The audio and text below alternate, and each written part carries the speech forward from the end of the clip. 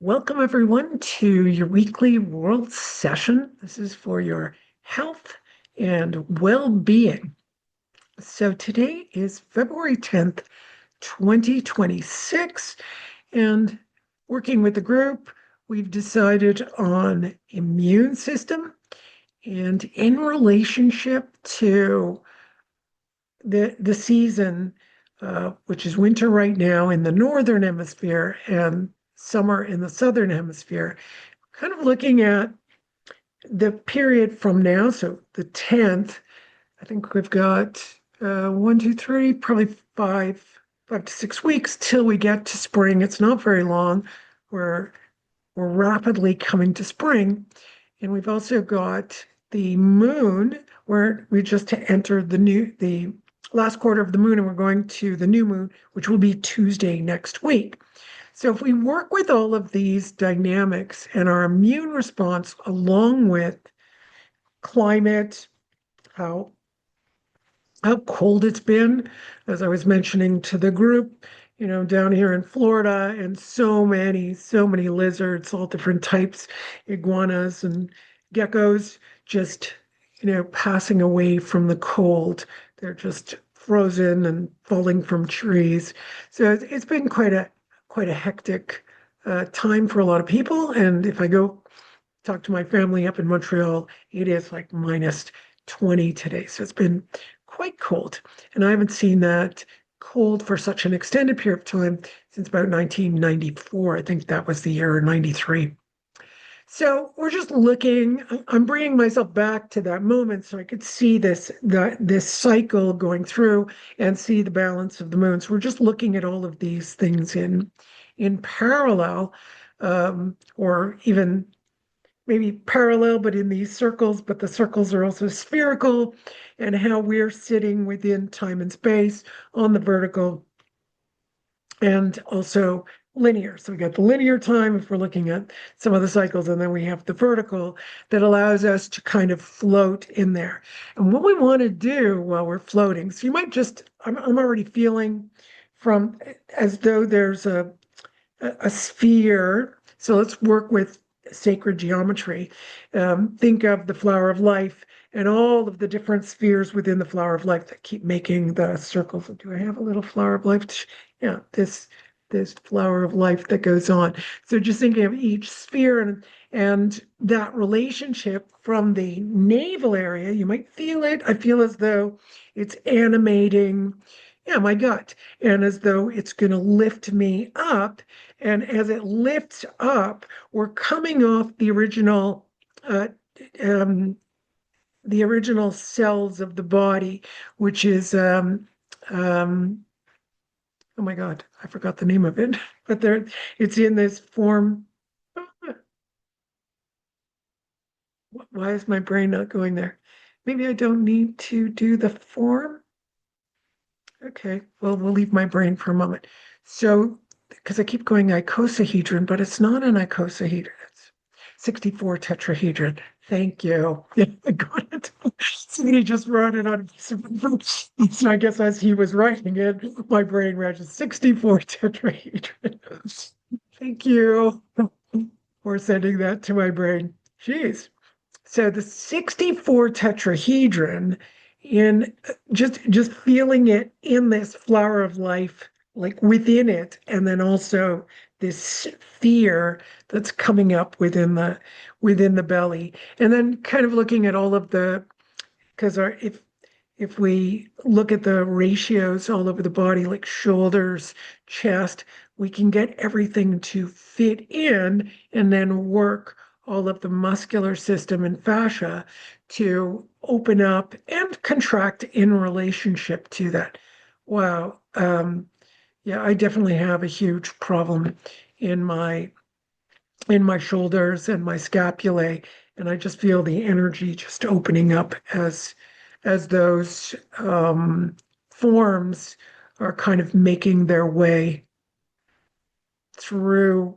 It's going to be different, obviously, for everyone, but I'm feeling it in the areas that have some difficulty. Yeah, now it's gone into the calves.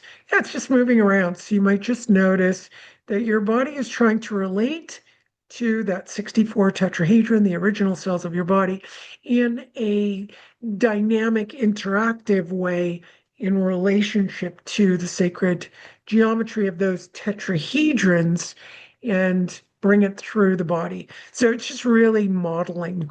Yeah, it's remodeling what has been.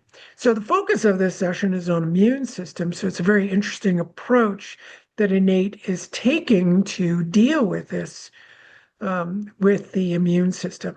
Because somebody brought up sinusitis, sinus infection, colds, and all of this is what's coming up to deal with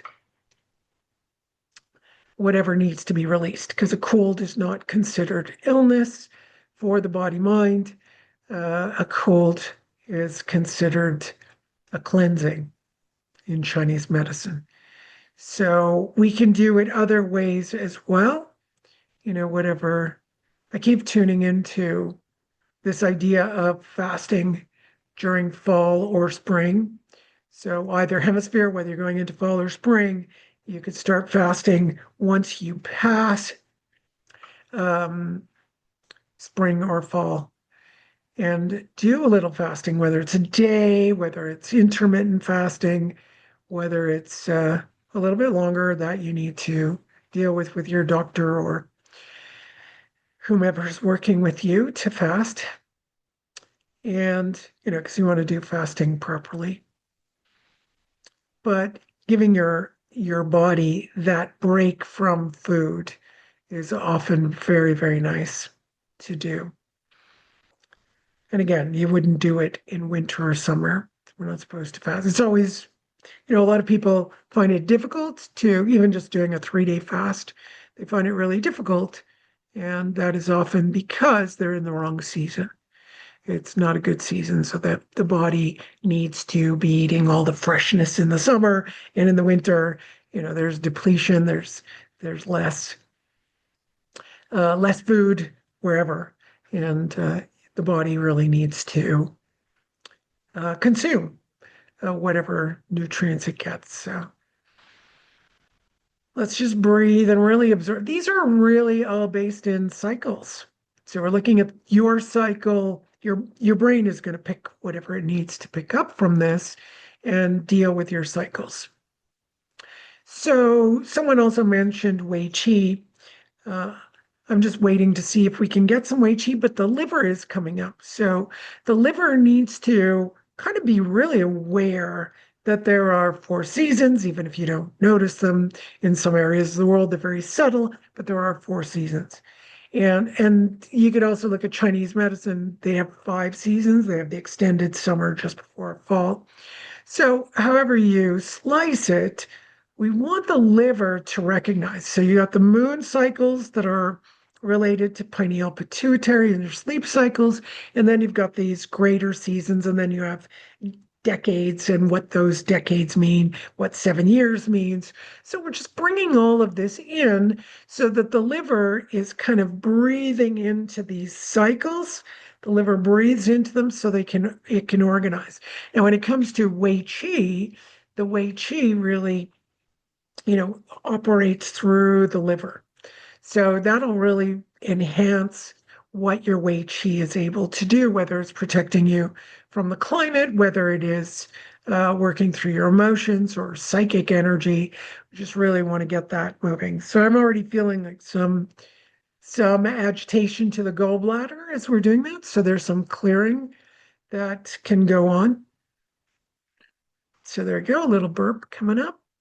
So definitely some Wei Chi in there that needs clarification through the liver. So let's get some like a cleanup in the liver. So we'll do a circulation plug-in, it's called, where we do circulation of all the fluids and energy systems, including meridians through the liver. So just really, you might even want to hold on to your liver. Just hold on to it. It's over here under the chest, under the diaphragm below it, and on the right hand side of your body. Just really feel into that. We're going to warm it up, just bring some heat to it. And bringing heat is mostly about um, heart and small intestines. So you can stimulate really warming up. So you could just touch this area. That is your heart, small intestine. Goes down through here. Just open that up. Can do both sides. Just really, really softly. You're just stimulating it, just opening it up. And you might feel your body heat up. I'm going to go into the triple heater as well. So this will bring warmth or coolness, right? So you'll have warmth moving through the body, but the body also evaporating it too. Okay. And we're going to get the brain to register this. So the way we wanted to start this whole session was looking at the immune system and the brain's capacity to send the programs out to deal with the immune system. So we also want to work with the integumentary system. That's going to release things through the skin. Digestive system came up.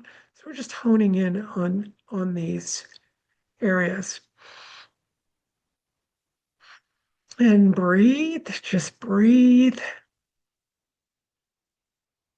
And you might notice something moving. I just feel a little bit of burping going on, and that's just the energy moving. And we're just going to protect the body mind. I'm going to do for all of us present here and whoever attends. It is it's part of the Greek Orthodox Church. I can't say it out loud, but it will remove evil eyes. So I'm just going to do this for anyone who's paying attention.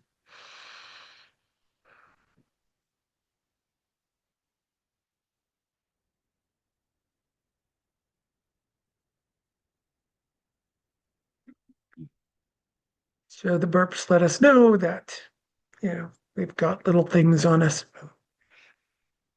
So we're just going to release that. And I'm looking at the energy fields and allowing the golden white light to be able to um, burn all harmful and negative elementals that come to you regardless of source. Why we do regardless of source is that if you have a negative thought that goes out, you want that to burn. You don't want it to go to anyone because it said your negative thought could go out and it will come back to you tenfold. So you wouldn't want that to happen, nor do you want anyone's negative thoughts to come to you either. So the golden white light, we're going to let it shine bright with this consciousness of burning those negative elementals, right? So the moment we think of something a little too much, but in a negative way, it's going to create an elemental. You could do it in a positive way too. It creates elementals, but in this case, we're working with the negative formations, right? So something you insist on, you start formulating it, and it actually can exist in real time. Um, well, in real time. I don't know about in real life, but there have been incidents of people creating elementals and other people have seen them. So, yeah, that's something you can discover for yourself. You could create a nice little elemental of something and you might notice people notice it. So, hmm, yeah, I feel some relief going on. I can feel that 64 tetrahedron balancing with the sphere in the belly, that sphere being, part of the sacred geometry that formulates the entire shape of your body, the dimensions of your body, um, the balance basically of your body. So it's not going to change your body unless you have something distorted. That's going to help shift it, open things up. But whatever